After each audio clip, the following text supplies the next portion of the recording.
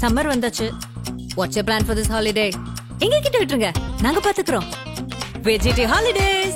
GT Holidays, South India's #1 travel brand. அடகில் இருக்கும் தங்க நகைகளை மீட்டு 10 நிமிடங்களில் பிரைம் கோல்ட் ஹப் மூலம் அதிக விலைக்கு விற்க 7997990028 தொடர்பு கொள்ளவும். பாகிஸ்தான் என்கிற அந்த நாடு அது இனிமே வரக்கூடிய நாட்கள்ல ஒரு நாடா இருக்குமா அப்படிங்கிற ஒரு கேள்வியை உள்ள இருக்கக்கூடிய அந்த தாக்குதல் சம்பவங்கள் எல்லாமே கேள்விக்குறியாக்கிட்டே வருது நாளுக்கு நாள். இதை யார் உணர்ந்தாங்களோ இல்லையோ, இஸ்லாமாபாத்ல இருக்கக்கூடிய அந்த பாகிஸ்தான் அரசாங்கம் நிச்சயமா உணரவே இல்லை அப்படிங்கறத தான் தினம் தினம் வந்துட்டு இருக்கக்கூடிய செய்திகள் நமக்கு உணர்த்துற ஒரு விஷயமா இருக்கு. நம்மளுடைய ஒரு வீரர் அபிநந்தன் அவர்கள் அங்க பிடிபட்ட உடனே அது ஒரு தேச அளவுல மிகப்பெரிய செய்தியாகினது. எல்லா இடத்துலயுமே அதுதான் விவாதிக்கப்படுது. அபிநந்தன் எப்ப திரும்புவார், எப்போ நாடு திரும்புவார் அப்படின்னு சொல்லிட்டு எல்லா இடத்துலயுமே விவாத பொருளானது அந்த ஒரு செய்தி தான். ஆனா பாகிஸ்தான்ல ஜூன் 24 அதாவது நேற்று ஒரே நாள்ல 14 பாகிஸ்தான் வீரர்கள் கொல்லப்பட்டிருக்கிறார்கள். ஆனா இது தொடர்பாக ஒரு செய்தி கிடையாது, இது தொடர்பாக ஒரு விவாதம் கிடையாது அவங்களுடைய பாகிஸ்தான் நியூஸ் சேனல்ஸ்ல. இப்படி ஒரு நாடு இயங்குமா? தனிநாடு அப்படிங்கறத தாண்டி பாகிஸ்தானுடைய அரசுக்கு எதிராக நடக்கக்கூடிய போராட்டம் நாளுக்கு நாள் பற்றி எரிந்து கொண்டிருக்கிறது. குறிப்பாக தாக்குதல் அப்படிங்கிறது ஏற்கனவே அசிம் முனீர் அமெரிக்கா போயிட்டு வந்ததுக்கு அப்புறம் அந்த தெறிக்கி தலிபான் அப்படிங்கிற அமைப்பு தாக்குதல் நடத்தி அவரை வரவேற்றாங்க அப்படிங்கிற காணொலியை நாமளே வெளியிட்டோம். இப்ப என்னடான்னா நேத்து ஒரே நாள்ல 14 வீரர்கள், ஒருத்தர் 2 பேர்ல 14 வீரர்கள். சரி, இப்ப இந்த செய்திக்கும் அபிநந்தனுக்கும் என்ன கனெக்ஷன் நீங்க கேக்குறீங்களா? உள்நாட்டிலேயே இந்த அளவுக்கு மோசமான ஒரு சிச்சுவேஷன் இவங்களுக்கு போயிட்டு இருக்கு அப்படின்னா, இப்ப திருப்பியும் ஆபரேஷன் சிந்தூர்ல ஒரு எஸ்கலேஷன் நடந்தாலோ, இல்ல ஆப்கானிஸ்தான் பார்டர்ல ஒரு எஸ்கலேஷன் நடந்தாலோ, ஈரானுக்கு இவங்க செஞ்சு விட்டதுக்கு ஈரான் ஏதாவது ஒரு எஸ்கலேஷன் பண்ணாலோ இந்த நாடு தாங்குமா? நம்மளுடைய மினிஸ்டர்ஸ்ல இருந்து, எக்ஸ்டர்னல் அஃபேர்ஸ் மினிஸ்டர்ல இருந்து, பாதுகாப்புத்துறை அமைச்சர்ல இருந்து எல்லாருமே சொல்லிட்டு வந்த ஒரு விஷயம் என்னன்னா, ஆபரேஷன் சிந்தூர் தொடர்கிறது அப்படின்னு சொன்னாங்க. தொடர்கிறது அப்படின்னு அவங்க சொல்றது வெறும் ஒரு வாயோட சொல்லிட்டு போறது, அப்புறம் இதனால பாகிஸ்தான் பயப்படும் அப்படிங்கறதெல்லாம் சொல்ல, நிஜமாவே தொடருது அப்படிங்கிறதுக்கு ஒரு மிக முக்கியமான ஒரு அறிவிப்பு இப்ப வந்தாச்சு. நேயர்களுக்கு அன்பு வணக்கம். இன்று ரொம்ப முக்கியமான ஒரு செய்தியை பார்க்க போறோம். தமிழ்ல ஒரு சேவ் உண்டுல்ல, அரசன் நின்று கொள்வான் தெய்வம் நின்று கொள்ளும்னு. இதை உணர்த்தும் விதமா பாகிஸ்தான்ல ஒரு செய்தி வந்திருக்கிறது. அதோடு இந்தியாவுக்கு இருக்கக்கூடிய தொடர்பு உள்ளிட்ட பல்வேறு விஷயங்களை விரிவா பார்ப்போம். அதுக்கு முன்பாக ஒரு சின்ன ரீகேப்பா, 2019 பிப்ரவரி 27 எந்த ஒரு இந்தியருடைய மனதிலும் நீங்கா இடம் பெற்றிருக்கக்கூடிய அந்த செய்தியாக அது இருக்கும். ஏன் அப்படின்னா, நம்மளுடைய ஏர்போர்ஸ் உடைய விங் கமாண்டர் அபிநந்தன் அவர்கள் பாகிஸ்தானால பிடிபட்டார். ஸோ குறிப்பா இந்த பாலாகோட் ஸ்ட்ரைக் அப்போ நடந்த அந்த விஷயத்தப்போ அவர் பாகிஸ்தானோட எல்லைக்கு உட்பட்ட பகுதியில் அந்த இராணுவத்தால் கைது செய்யப்பட்டார் அப்படிங்கிற அந்த ஒரு விஷயம். அதுக்கப்புறம் மார்ச் 1 இரவு 12 மணிக்கு அவர் விடுதலையாகி மீண்டும் நம்மளுடைய இராணுவத்திடம் அவர் ஒப்படைக்கும் வரை எல்லா இந்தியருடைய வேண்டுதலும் அபிநந்தனுக்கு எதுவும் ஆயிடக்கூடாது அப்படின்னு. ஏன் அப்படின்னா, அபிநந்தன் அவர்கள் பிடிபட்ட உடனே புகைப்படம் வெளியானது. அந்த புகைப்படத்துல முகமெல்லாம் வீங்கி ஒரு மாதிரி ரத்த கரையா வீங்கி, அவர் ரொம்ப ஒரு பெரிய ஒரு கம்பீரமான மீசை வச்சு ரொம்ப ஒரு ஸ்டைலிஷா இருக்கக்கூடிய ஒரு பர்சனா இருப்பாரு. ஆனா அவர் பாகிஸ்தானுடைய அந்த பிடியில போனதுக்கு பிறகு அவரை பிசிக்கலா துன்புறுத்தினாங்களா அப்படிங்கிற மிகப்பெரிய கேள்வி இருந்தது. ஏன்னா அவர் தாக்கப்பட்டதுக்கான அந்த விஷயங்கிறது அவருடைய முகத்திலேயே தெரிந்தது. அதுக்கப்புறம் நம்ம நடத்தின இந்திய தரப்புல அந்த டிப்ளமேட்டிக் சேனல்ல பாகிஸ்தானோடு நடைபெற்ற அந்த பேச்சுவார்த்தைக்கு பிறகு அவர் விடுதலை செய்யப்பட்டார். இது டிப்ளமேட்டிக்கா பேச்சுவார்த்தை நடத்தி விடுதலை செஞ்சோம் அப்படிங்கறத தாண்டி, நீ விடுறியா இல்ல நாங்க விடட்டுமா அப்படிங்கிற அந்த ஒரு விஷயம் தான் அதுல பேசப்பட்டதாக நமக்கு பிற்காலத்துல தெரிய வந்தது. ஏன் அப்படின்னா, எப்பவுமே பாகிஸ்தான் அப்படிங்கிற அந்த நாடு நமக்கு எப்பவுமே ஒரு த்ரெட்டா இருக்கும் அப்படிங்கிற ஒரு த்ரெட் பெர்செப்ஷன்ல ஒரு ப்ளூ பிரிண்டோட எப்பவுமே நம்மளுடைய திறப்பு அப்படிங்கிறது என்னைக்குமே ரெடியாக இருக்கும். இன்னைக்கு கூட ரெடியாக இருக்கும். ஆபரேஷன் சிந்தூர் அப்படிங்கிறது ஒரு இரவுல ஒரு குறிப்பிட்ட நேரத்தில் எடுக்கப்பட்ட முடிவுன்னு நம்ம பார்க்க முடியாது. பல ஆண்டு காலமாக இருக்கக்கூடிய ஒரு திட்டம். அந்த திட்டத்துக்கு கரண்ட்ல தேவைப்படக்கூடிய இந்த உளவு தகவல்கள், அதன் அடிப்படையில தாக்குதல், இதுதான் ஆபரேஷன் சிந்தூரில் நடந்தது. அதே மாதிரி அபிநந்தன் விஷயத்திலையும் அதான் நடந்தது. அதுக்கப்புறம் அபிநந்தனை இல்ல நாங்க விட்டுறோம்னு சொல்லிட்டு பாகிஸ்தான் ராணுவமே ஒப்படைச்சாங்க நம்ம கிட்ட அப்படிங்கறத பாக்குறோம். சரி, இப்போ அதுக்கப்புறம் வந்து அவர் ஏதாவது டார்ச்சர் பண்ணாங்களா அப்படின்னு வந்து நம்ம அதுக்கப்புறம் வந்த செய்திகள் அடிப்படையில் பார்க்கும்போது அவர் வந்து ஃபிசிக்கலாக எந்த டார்ச்சரும் பண்ணல, பட் மென்டலாக நிறைய டார்ச்சர் வந்து பண்ணியிருக்கிறாங்க அப்படிங்கிற அந்த தகவல் அப்படிங்கிறது வந்தது. அதை வந்து அவரே சொன்னதாக உறுதிப்படுத்தப்பட்ட தகவலும் வந்தது. ஸோ இப்போ இந்த செய்தி ஏன் பார்க்கணும், இப்போ இந்த செய்தி என்ன முக்கியத்துவம் அப்படின்னு நீங்கள் கேட்டிங்க அப்படின்னா இருக்குது. கடந்த நாட்களை நம்ம வந்து ரொம்ப நம்மளுடைய காணொலிகளை தொடர்ச்சியாக பாகிஸ்தானுக்கு உள்ளே நடக்கக்கூடிய அந்த இன்டர்னல் இன்சர்ஜென்சியை வந்து நம்ம தொடர்ச்சியாக வந்து பார்த்துட்டு இருக்கிறோம். பாகிஸ்தான் என்கிற அந்த நாடு அது வந்து இனிமே வரக்கூடிய நாட்களில் ஒரு நாடாக இருக்குமா அப்படிங்கிற ஒரு கேள்வியை உள்ளே இருக்கக்கூடிய அந்த தாக்குதல் சம்பவங்கள் எல்லாமே வந்து கேள்விக்குறியாக்கிட்டே வருது நாளுக்கு நாள். இதுதான் ரொம்ப முக்கியமான ஒரு விஷயம். இதை யார் உணர்ந்தாங்களோ இல்லையோ, இஸ்லாமாபாத்தில் இருக்கக்கூடிய இந்த பாகிஸ்தான் அரசாங்கம் நிச்சயமாக உணரவே இல்லை அப்படிங்கிறத தான் தினம் தினம் வந்துட்டு இருக்கக்கூடிய செய்திகள் நமக்கு உணர்த்துற ஒரு விஷயமா இருக்கு. ஓகே, நம்மளுடைய ஒரு வீரர் அபிநந்தன் அவர்கள் அங்கே பிடிபட்ட உடனே அது வந்து ஒரு தேச அளவில் வந்து மிகப்பெரிய செய்தியாகினது. எல்லா இடத்துலையுமே அதுதான் விவாதிக்கப்படுது. அபிநந்தன் எப்போ திரும்புவார், எப்போ வந்து நாடு திரும்புவார் அப்படின்னு சொல்லிட்டு எல்லா இடத்துலையுமே விவாத பொருளானது அந்த ஒரு செய்தி தான். ஆனால் பாகிஸ்தானில் ஜூன் 24 அதாவது நேற்று ஒரே நாளில் 14 பாகிஸ்தான் வீரர்கள் கொல்லப்பட்டிருக்கிறார்கள். ஆனால் இது தொடர்பாக ஒரு செய்தி கிடையாது, இது தொடர்பாக ஒரு விவாதம் கிடையாது அவங்களுடைய பாகிஸ்தான் நியூஸ் சேனல்ஸில். இப்படி ஒரு நாடு இயங்குமா அப்படின்னு ஆச்சரியப்பட வைக்கக்கூடிய அளவுக்கு இருக்குது இந்த பாகிஸ்தானுடைய அந்த மீடியா, அதுக்கப்புறம் இந்த அரசாங்க கட்டமைப்புகள் அப்படிங்கிறது. கைபர் பக்துங்வா அப்படிங்கிற அந்த மாகாணத்தில் இன்சர்ஜென்சி, அதாவது தனிநாடு அப்படிங்கிறத தாண்டி பாகிஸ்தானுடைய அரசுக்கு எதிராக நடக்கக்கூடிய போராட்டம் நாளுக்கு நாள் பற்றி எரிந்து கொண்டிருக்கிறது. குறிப்பாக வந்து தாக்குதல் அப்படிங்கிறது ஏற்கனவே அசிம் முனீர் அமெரிக்கா போயிட்டு வந்ததுக்கப்புறம் வந்து அந்த தெரிக்கி தலிபான் அப்படிங்கிற அமைப்பு தாக்குதல் நடத்தி வந்து அவரை வந்து வரவேற்றாங்க அப்படிங்கிற காணொலியை நாமளே வெளியிட்டோம். இப்போ என்னடான்னா நேற்று ஒரே நாளில் 14 வீரர்கள், ஒருத்தர் 2 பேர் இல்லை, 2 பேர் இல்லை, 14 வீரர்கள். சரி, இப்போ இந்த செய்திக்கும் கைபர் பக்துங்வால அந்த இயக்கம் வந்து பாகிஸ்தான் ராணுவத்தின் மீது தாக்குதல் நடத்தி 14 பேரை கொண்டிருக்கிறார்கள். இப்போ அதுக்கும் அபிநந்தனுக்கும் என்ன கனெக்ஷன் நீங்கள் கேட்குறீங்களா? என்ன கனெக்ஷன் அப்படின்னா, அபிநந்தன் அவர்களை நான் தான் வந்து பிடிச்சேன் அப்படின்னு சொல்லிட்டு அந்த டைமில் வந்து கிளைம் பண்ண ஒரு இராணுவ வீரர், அவர் வந்து மேஜர் ரேங்க்ல பாகிஸ்தான் ஆர்மியில் இருக்கக்கூடியவர். அவர் யார் அப்படின்னா மேஜர் சயீத் மொஹீஸ் அப்பாஸ் ஷா. இவர் தான் வந்து அபிநந்தனை நான் தான் பிடிச்சேன் அப்படின்னு அந்த டைமில் அபிநந்தனை வந்து பிடிக்கப்பட்ட அந்த பரபரப்பான சூழலில் நான் தான் அபிநந்தனை பிடிச்சேன், நான் தான் எங்களுடைய கேம்பு கூட்டு போனேன் அப்படின்னு கிளைம் பண்ண அந்த வீரர் வந்து இவர் தான். இவர் வந்து அந்த டைமில் வந்து பாகிஸ்தானோட மீடியாவில் வந்து ஒரு வானலாவ அளவுக்கு வந்து புகழப்பட்டார். என்னன்னா, நீங்கள் ஒரு இடத்த போய் சண்டை போட்டு பிடிச்சது அப்படிங்கிறது வேற, ஒரு ஆக்சிடெண்ட்டில் அந்த ஃப்ளைட் வந்து கிராஷ் ஆகக்கூடிய சூழலில் பேராஷூட்லேருந்து வெளியாகி அதுக்கப்புறம் வந்து தப்பிப்போமா உயிர் பிழைப்போமா அப்படிங்கிற அந்த சூழலுக்கு போன ஒரு விங் கமாண்டரை வந்து நீங்கள் வந்து பிடிச்சது அப்படிங்கிறது வேற. ஆனால் இவர் தான் நான் ஏதோ சண்டை போட்டு பிடிச்சேன் அப்படிங்கிற ரேஞ்சில் வந்து பெரிய பில்டப்போட பாகிஸ்தானில் வந்து சொல்ல அந்த உள்ளூர் ஊடகங்களும் கொண்டாட அப்போ அது மிகப்பெரிய ஒரு செய்தியானது. இப்போது இந்த தாக்குதலில், இந்த தெரிக்கி தலிபான் நடத்திட்டு இருக்கக்கூடிய இந்த தாக்குதலில் ஃபஸ்ட்டு கொலை செய்யப்பட்ட நபர் இவர் தான். இது வரைக்கும் மேஜர் ரேங்க்ல இருந்த ஒரு பாகிஸ்தான் ராணுவத்தை சேர்ந்த ஒருவர் வந்து ஒரு இயக்கம் வந்து கொன்றதாக சமீபத்தில் எந்த ஒரு செய்தியுமே நம்மளால பார்க்க முடியல. அது பலுஜிஸ்தானாக இருக்கலாம், அதுக்கப்புறம் வந்து கைபர் பக்துங்வாவா இருக்கலாம். ஆனால் இப்போ அந்த சம்பவம் நடந்திருக்கிறது. நேற்று ஜூன் 24 ஒரே நாளில் 3 சம்பவங்கள் கைபர் பக்துங்வா மாகாணத்தில் நடந்திருக்கு. இந்த 3 மாகாணத்திலையுமே பாகிஸ்தானுடைய ராணுவ கான்வாயை நோக்கி தாக்குதல் நடத்தியிருக்கிறாங்க இந்த தெரிக்கி தலிபான் அப்படிங்கிற இந்த போராட்ட குழு. இவங்க நடத்தின தாக்குதலில் தான் 14 வீரர்கள் கொல்லப்பட்டிருக்கிறார்கள். அதில் ஒருவர் தான் நம்ம அபிநந்தனை பிடிச்சேன் அப்படின்னு வந்து பேர் எடுத்த அந்த மேஜர்.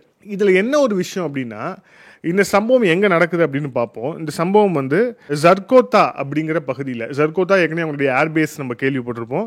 கைபர் பக்துங்வா மாகாணம் தெற்கு வஜிரிஸ்தான் அப்படிங்கிற பகுதியில் இருக்கக்கூடிய ஜர்கோத்தா பகுதியில் தான் வந்து இந்த சம்பவம் அப்படிங்கிறது நடக்குது.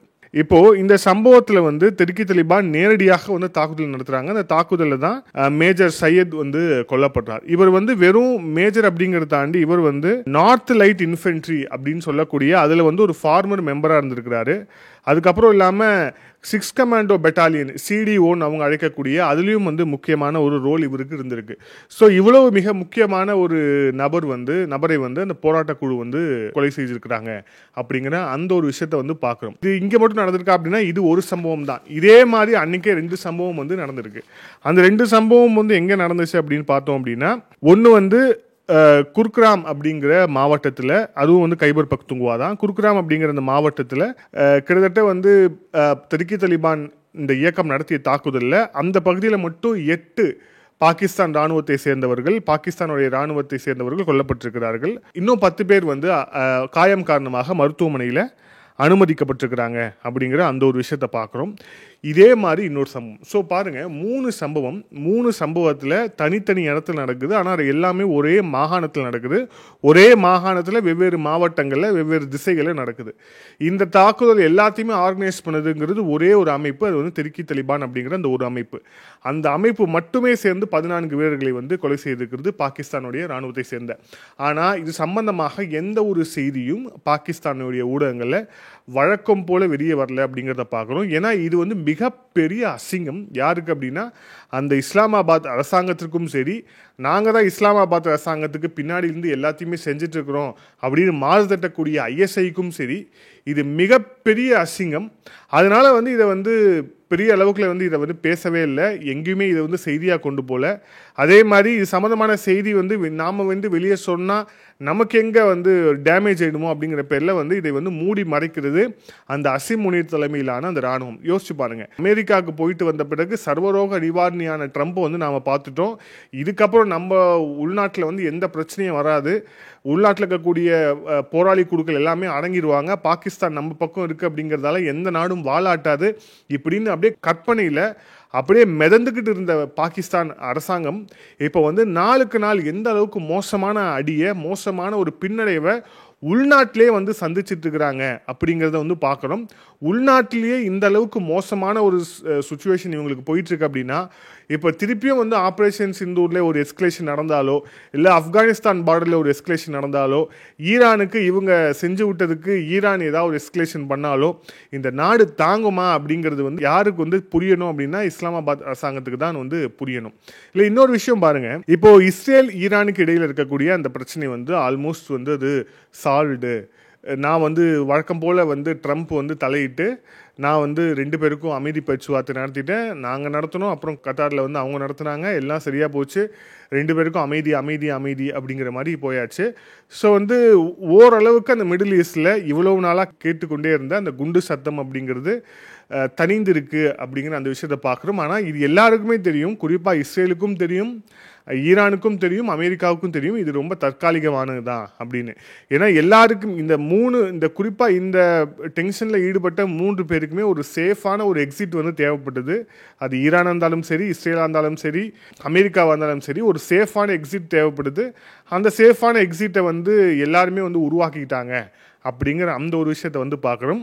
ஆனால் இதில் மிக குறிப்பாக என்ன அப்படின்னா, ஈரானுக்கு அவங்க நினச்சது வந்து நடந்துருச்சு ஆல்மோஸ்ட். என்னென்னா, அந்த அலி கமீனி ஆட்சியை வந்து காப்பாற்றணும் அப்படின்னு நினச்சாங்க, அவரை காப்பாற்றணும்னு நினச்சாங்க, ஆல்மோஸ்ட் 2மே வந்து நடந்துருச்சு. இஸ்ரேலுக்கு வந்து அவங்க வந்து அந்த நியூக்ளியர் வெப்பன்ஸ் பக்கமே போகக்கூடாது அப்படிங்கிற அதை வந்து ஒரு முழு நோக்கமாக வச்சுருந்தாங்க, அதுவும் நடந்துருச்சு. அமெரிக்கா இந்த விவகாரத்தில் வந்து இஸ்ரேலுக்கும் பேர் போயிடக்கூடாது, அதே டைமில் வந்து ஈரானுடைய அந்த நியூக்ளியரை நாமளும் அனுமதிக்கக்கூடாது அப்படிங்கிற அந்த ஒரு விஷயத்தை பண்ணாங்க, அதுவும் நடந்துருச்சு. ஸோ வந்து எல்லாருக்குமே வந்து சுமூகமான ஒரு சூழலாக வந்து ஏற்பட்டு அது முடிஞ்சிருக்கு அப்படிங்கிறத பார்க்குறோம். ஆனால் இதில் வந்து ரொம்ப அடி வாங்கினது, குறிப்பாக பலவீனப்பட்டது அப்படின்னா அது ஈரான் வந்து நம்மளால் வந்து மிக நிச்சயமாக வந்து சொல்ல முடியும். இப்போ இதை எதுக்கு நம்ம சொல்கிறோம் அப்படின்னா, இப்போ அங்கே வந்து ஒரு மிடில் ஈஸ்டில் வந்து ஒரு நார்மல்ஸியை நோக்கி போய் கொண்டிருக்கிறது. இந்த ஏர் ட்ராவல் உள்ளிட்ட விஷயங்கள் எல்லாமே வந்து அங்கே வந்து ஓப்பன் பண்ணியிருக்காங்க அப்படிங்கிறத பார்க்குறோம். ஆனால் இப்போது ஆப்ரேஷன் சிந்து டைமில் நாம் வந்து நம்மளுடைய ஏர் ஸ்பேஸை வந்து பாகிஸ்தானுடைய விமானங்கள் பயன்படுத்தக்கூடாது அப்படின்னு வந்து நம்மளுடைய அரசாங்கம் தடை விதிச்சிருந்தாங்க. அந்த தடை வந்து மேலும் ஜூலை 24ஆம் தேதி வரை வந்து நீட்டிக்கப்பட்டிருக்கு அப்படிங்கிறத பார்க்குறோம். இந்த செய்தி எதை உணர்த்துது அப்படின்னா, நம்மளுடைய மினிஸ்டர்ஸ்லேருந்து, எக்ஸ்டர்னல் அஃபேர்ஸ் மினிஸ்டர்லேருந்து, பாதுகாப்புத்துறை அமைச்சர்லேருந்து எல்லாருமே சொல்லிட்டு வந்த ஒரு விஷயம் என்னென்னா, ஆப்ரேஷன் சிந்தூர் தொடர்கிறது அப்படின்னு சொன்னாங்க. ஸோ தொடர்கிறது அப்படின்னு அவங்க சொல்றது வெறும் ஒரு வாயோட சொல்லிட்டு போறது, அப்புறம் இதனால பாகிஸ்தான் பயப்படும் அப்படிங்கிறதுலாம் சொல்ல, நிஜமாவே தொடருது அப்படிங்கிறதுக்கு ஒரு மிக முக்கியமான ஒரு அறிவிப்பு இப்போ வந்தாச்சு. ஜூலை 24ஆம் தேதி வரை நம்மளுடைய ஏர் ஸ்பேஸை வந்து பாகிஸ்தானுடைய அந்த விமானங்கள் பயன்படுத்த முடியாது அப்படிங்கிற அந்த ஒரு நிலைமை நிதர்சனமாக வந்திருக்கிறது. ஓகே, இப்போ இன்னொன்று பாருங்க, டிப்ளமேட்டிக் சேனலில் நம்ம நிறைய விஷயங்களை வந்து மூவ் பண்ணிட்டு இருந்தோம். குறிப்பாக வந்து சைப்ரஸ் நாட்டுக்கு நம்மளுடைய பிரதமர் வந்து போனது அப்படிங்கிறது, அங்கே வந்து பல குறியீடுகளை அவர் வந்து வெளியிட்டது அப்படிங்கிறது துருக்கிக்கு மிகப்பெரிய ஒரு அச்சுறுத்தலாக அது வந்து மாறியது. இப்போ பாருங்க, இப்போ கிரீஸ்க்கு நம்மளுடைய விமானப்படையுடைய தளபதி வந்து போயிருக்கிறாரு. அங்கே போய் அதே மாதிரி அவங்க வந்து இது நிறைய விஷயம் கேட்டுக்கிறாங்க. குறிப்பாக வந்து இந்த ஏர்ஃபோர்ஸ் சம்பந்தமாக ட்ரைனிங்ஸ், அதுக்கப்புறம் அது சம்பந்தமான இன்புட்ஸ் வந்து கொடுங்க அப்படின்னு கேட்டுக்கிறாங்க. அதை கொடுக்கறதுக்கு வந்து இந்தியா தயாராக இருக்குது. அது மட்டும் இல்லாமல் ரஃபேல் விமானங்களை இயக்குவது தொடர்பான பயிற்சிகள், அதுக்கப்புறம் அதில் இருக்கக்கூடிய நுணுக்கங்களை வந்து கற்றுத்தருவதற்கும் இந்தியா வந்து கிரீன் சிக்னல் காமிச்சிருக்கு அப்படிங்கிற அந்த ஒரு விஷயத்தையும் வந்து நம்ம வந்து பார்க்குறோம்.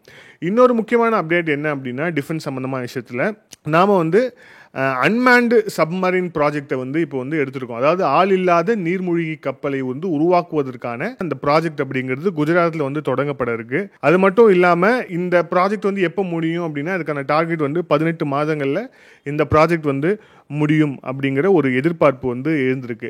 இன்னொரு பக்கம் இந்தியன் ஆர்மி வந்து ஒரு எமர்ஜென்சி கான்ட்ராக்ட் வந்து ரிலீஸ் பண்ணியிருக்கிறாங்க.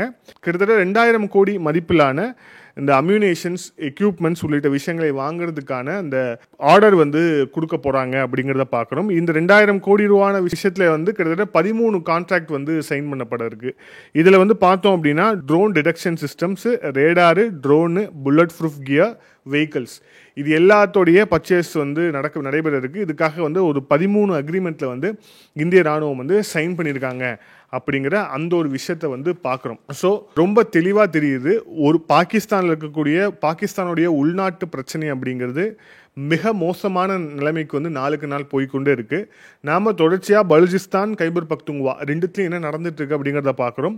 ரொம்ப ரீசெண்டாக சிந்து மாகாணம் தொடர்பாகவும் ஒரு டெவலப்மெண்ட் வந்திருக்கு. மிக குறிப்பாக சிந்து தேஷ் அப்படிங்கிற ஒரு இனிஷியேட்டிவை வந்து முன்னெடுக்கிறதுக்கான இன்னொரு வேலைகளும் வந்து போயிட்டு இருக்கு அப்படிங்கிறத அந்த விஷயத்தையும் பார்க்குறோம்.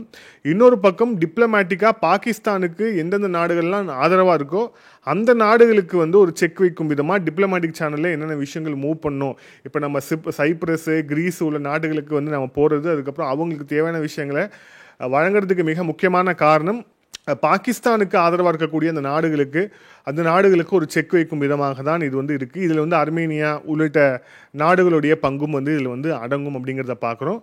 ரெண்டாவது கடைசியான ஒரு விஷயம், ஆப்ரேஷன் சிந்தூர் அப்படிங்கிறது தொடர்கிறது அப்படிங்கிற அந்த விஷயத்தை பார்க்குறோம். ஆப்ரேஷன் சிந்தூர் தொடர்கிறது அப்படின்னு நம்மளுடைய ஆட்சியாளர்கள் தொடர்ச்சியாக சொல்லிட்டு வந்ததுக்கான காரணம் தான் இப்போ இந்த எக்ஸ்டென்ஷன் கொடுத்துருக்கிறது. குறிப்பாக இந்த ஆப்ரேஷன் சிந்தூருடைய இன்னொரு பாகமாக பாகிஸ்தானுக்குள்ளே நடந்துட்டு வரக்கூடிய இந்த தனிநாடு கேட்டு போராடக்கூடிய விஷயங்களும் நம்ம வந்து பார்க்க வேணும் அப்படிங்கிறது ஒரு மிக முக்கியமான ஒரு புள்ளியாக இருக்குது. குறிப்பாக பலுச்சிஸ்தான், கைபர் பக்துங்வா, சிந்து மாகாணம் அப்படிங்கிற அந்த ஒரு ட்ரையாங்கிளை வந்து மிக நிச்சயமாக வந்து இந்தியா வந்து ரொம்ப காஷியஸாக வந்து பார்த்துக்கிட்டு இருக்கிறாங்க. இதில் இன்னும் அடுத்தடுத்த கட்டமாக என்னென்ன செய்திகள் வர இருக்குது அப்படிங்கிறத நம்ம தொடர்ச்சியாக பார்ப்போம். மீண்டும் இன்னொரு காணொலியில் சந்திப்போம். அதுவரை நன்றி, வணக்கம்.